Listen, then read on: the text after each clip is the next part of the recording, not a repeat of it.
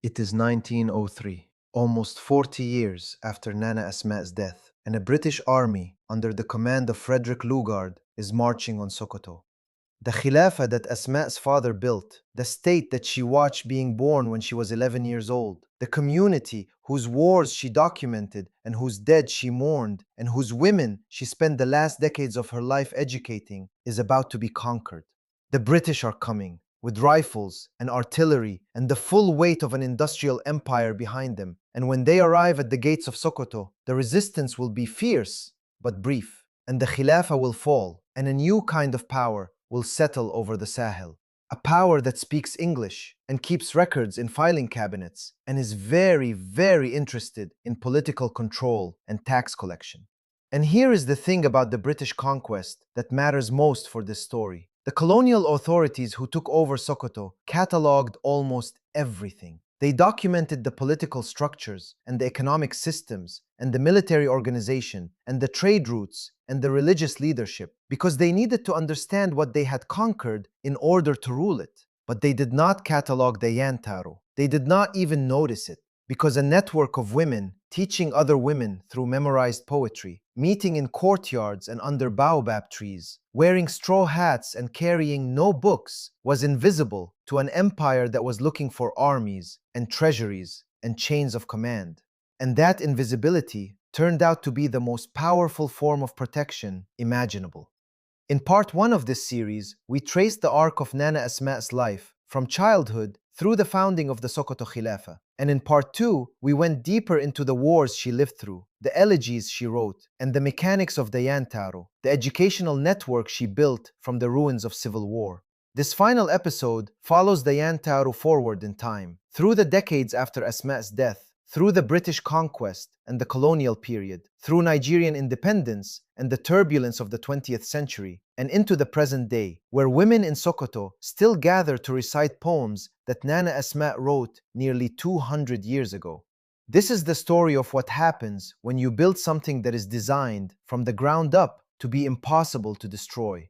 Nana Asma' died in 1864 in Sokoto at the age of approximately 71. She had lived through the founding of the Khilafah, the death of her father, the death of her brother, civil war, the Battle of Gawakoke, and the slow, patient work of rebuilding a fractured community through education. She had written over 60 works in 4 languages. She had advised Khalifa. She had trained a generation of Jaji, and she had created a system that was already, by the time of her death, self-sustaining, operating without her direct involvement, running on the memorized poetry and the walking feet and the straw-hatted authority of the women she had trained.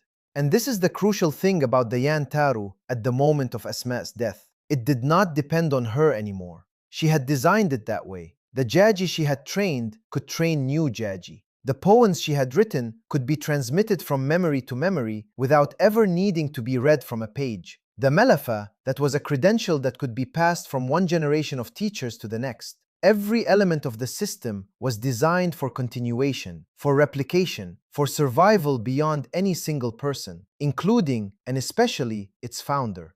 When Asma' died, the women of the scholarly families in Sokoto continued the network. Her daughters-in-law, the wives and daughters of the emirs and scholars who had been part of her circle, took over the coordination and the training, and the Jaji kept walking, and the poems kept being recited, and the villages kept gathering. And then, in 1903, the British came. Frederick Lugard, the High Commissioner of the Protectorate of Northern Nigeria, had been working his way across the region for years, establishing British control through a combination of military force and diplomatic pressure. And in early 1903, he turned his attention to Sokoto, the heart of the Khilafah, the seat of the Amir al-Mu'mineen, the last major independent Muslim state in the region. The Sultan of Sokoto at the time, Muhammad Atahiro I, chose to resist, and then, when it became clear that resistance against British firepower was futile, he chose to flee, leading a hijrah of his own, an emigration eastward with thousands of followers, echoing the hijrah of Othman Dan Fodio exactly 1 century earlier. He was eventually caught and killed by British forces at the Battle of Burmi in July 1903. Now, what the British did next is important for understanding why the Yan Taru survived. Lugard chose a policy of indirect rule. Rather than dismantling the entire emirate system and replacing it with British administrators, which would have been expensive and difficult and would have provoked massive resistance, he kept the existing structures in place, appointed compliant emirs who were willing to cooperate with colonial authority, and ruled through them. The mosques stayed open, the Islamic courts continued to function in modified form, the scholarly families retained their social prestige, and the basic fabric of daily life in northern Nigeria continued largely undisturbed, as long as the taxes flowed and the political leadership did what the British told them. And there is an irony here that is worth sitting with for a moment, because the British understood the Sokoto Caliphate as a political entity, as a hierarchy with a sultan at the top and emirs below him, and a population that could be taxed and administered, and they were not wrong about any of that. But what they did not understand, and what their model of conquest and administration had no framework for grasping, was that the Khilafah was also a community of knowledge, a network of teachers and students and memorized texts and oral traditions that existed alongside the political structures but was not dependent on them, and that this network of knowledge could survive the destruction of the political structures that had sheltered it, in the same way that a vine can survive the collapse of the wall it was growing on, because the vine's roots are in the soil, not in the wall.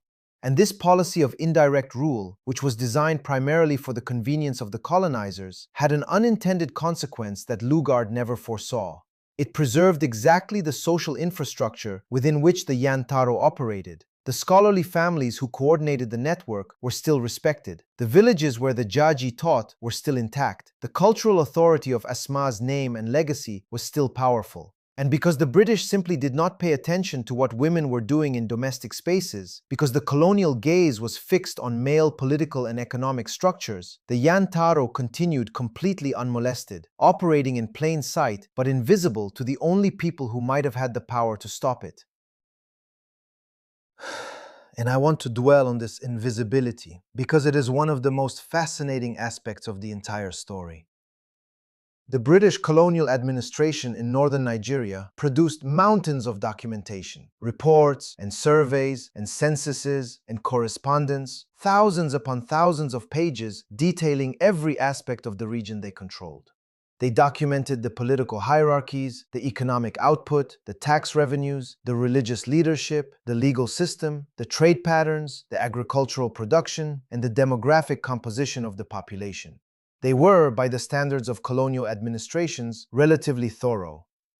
And in all of that documentation, the Yan Taru barely appears. Not because it was secret, not because the women were hiding what they were doing, but because the colonial framework for understanding society simply did not have a category for it.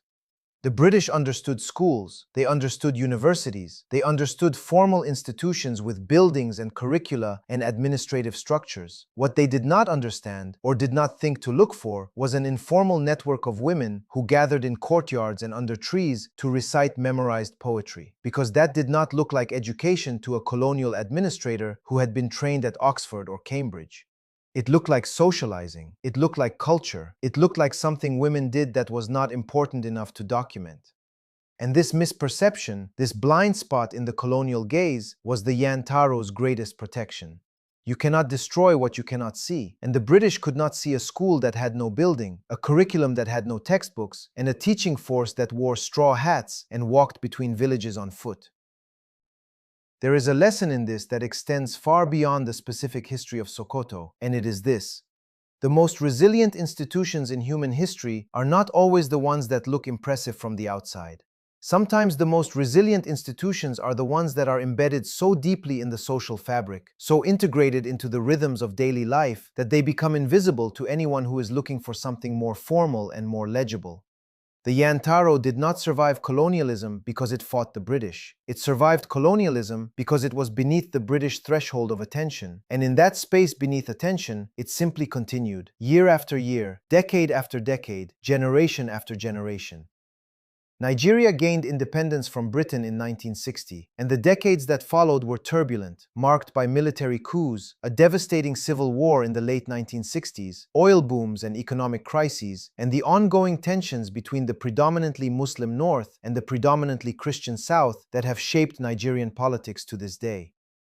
Through all of this, the Yan Taru continued. The political structures changed, the borders were redrawn, new constitutions were written and discarded and rewritten, governments came and went with dizzying speed, and in the villages and towns of what had once been the Sokoto Caliphate, women continued to gather, continued to recite Asma'u's poems, continued to teach their daughters and their neighbors the verses that had been passed down from memory to memory for more than a century. And in the 1980s and 1990s, something remarkable happened. Two Western scholars, Jean Boyd and Beverly Mack, traveled to Sokoto to study the legacy of Nana Asma'u, and they found the Yan Taru still operating. Not as a historical artifact, not as a cultural curiosity, but as a living, functioning educational network. Women could recite Asma'u's poems from memory. The jaji system, modified but recognizable, was still in place. The milfa hat was still worn. The call and response teaching method was still practiced. Nearly 150 years after Asma'u's death, the thing she had built was still doing exactly what she had designed it to do.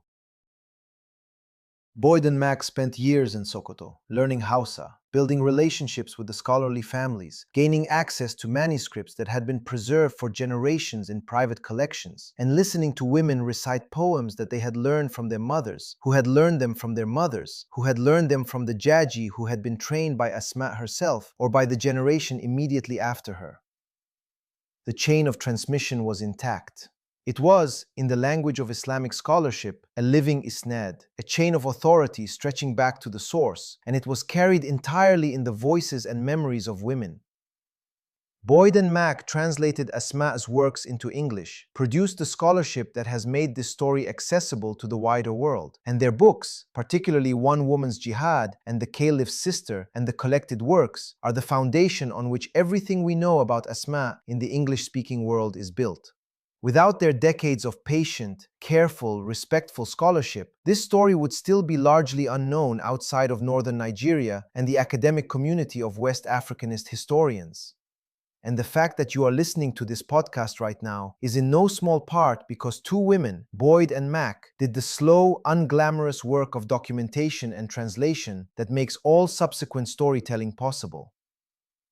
And this brings us to the present, and to what I think is the most extraordinary fact in this entire three-part story. Women in Sokoto today, in the 21st century, still gather to recite Nana Asma'u's poems. The poems have been transmitted orally, from mother to daughter and teacher to student, in an unbroken chain of voices stretching back nearly 200 years. A woman reciting one of Asma'u's poems in Sokoto today is connected, through an unbroken line of human memory, to the woman who first composed those words with a reed pen in a mud brick compound in the early 19th century. And this chain of transmission, this living, breathing isnad of women's voices, is not a frozen relic. It is not a museum piece. It continues to function as education, as community building, as spiritual practice, and as an expression of identity.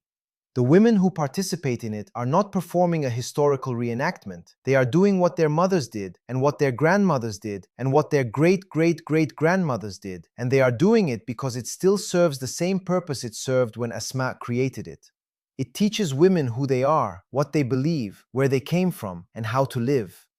And the Yan Taru model has spread beyond its original territory. It has been documented in Niger Republic, which was historically part of the Sokoto Khilafah's sphere of influence, and it has been cited by Islamic educators in other parts of West Africa as a model for community-based women's education.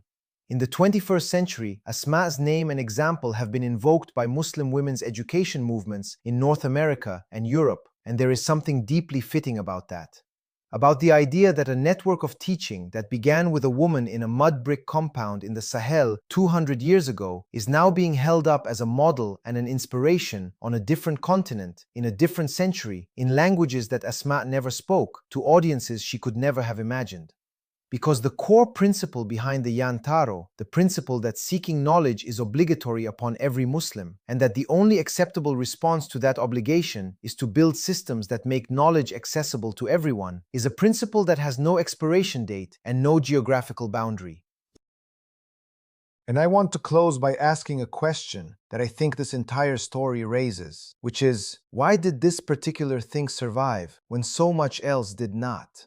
The Sokoto Khilafah fell. The political structures that Asma''s father built were dismantled by the British and replaced with colonial governance. The emirs were co-opted, the military was disbanded, the territorial boundaries were redrawn. Almost every formal institution of the Khilafah was either destroyed or fundamentally transformed by colonialism and its aftermath. But the Yan Taru endured. And I think the reason it endured is not complicated, although it is profound. The Yan Taru survived because Asma' built it out of the one material that no army and no government can confiscate, which is human memory. She encoded knowledge into poetry. She distributed that poetry through a network of women's voices, and she designed the whole system to replicate itself without needing any infrastructure beyond the willingness of women to learn and to teach. There was nothing to confiscate because the curriculum was carried in heads, not in books. There was nothing to shut down because the school had no building. There was nothing to ban because the teaching happened in private domestic spaces that no government has ever been able to fully penetrate or control. Every other institution of the Sokoto Khilafah depended on structures that could be captured, armies that could be defeated, buildings that could be occupied, leaders who could be deposed. The Yan Taru depended on nothing but women and their voices, and that turned out to be enough. When Nana Asma' sat down in her compound in Sokoto in approximately 1838 and began designing the Yan Taru, she was a woman in her mid-40s who had just survived the worst years of her life. Her brother was dead, the Khilafah was cracked by civil war, and the future of everything her family had built was deeply uncertain. And her response to all of that, her answer to the grief and the fracture and the fear, was to write poems in Hausa that ordinary women could memorize, to train teachers who would walk for days through the Sahel heat to deliver those poems, and to give each teacher a straw hat that meant to every woman in every village who saw it, the teacher is here. She could not have known that her father's Khilafah would fall to the British 65 years later. She could not have known that Nigeria would be born and would struggle through decades of turbulence and reinvention. She could not have known that two Western scholars would come to Sokoto in the 1980s and find her poems still being recited from memory, still being taught by women to women, still doing exactly what she had designed them to do. She could not have known any of that, but she built something that survived all of it anyway, because she understood, with the hard-won clarity of a woman who had watched empires rise and fall, and had buried the people she loved, and had fled from battles on horseback, and had written elegies for the dead, that the most durable thing in the world is not a wall, or a throne, or an army. The most durable thing in the world is a poem in the mouth of a woman who is determined to teach it to someone else.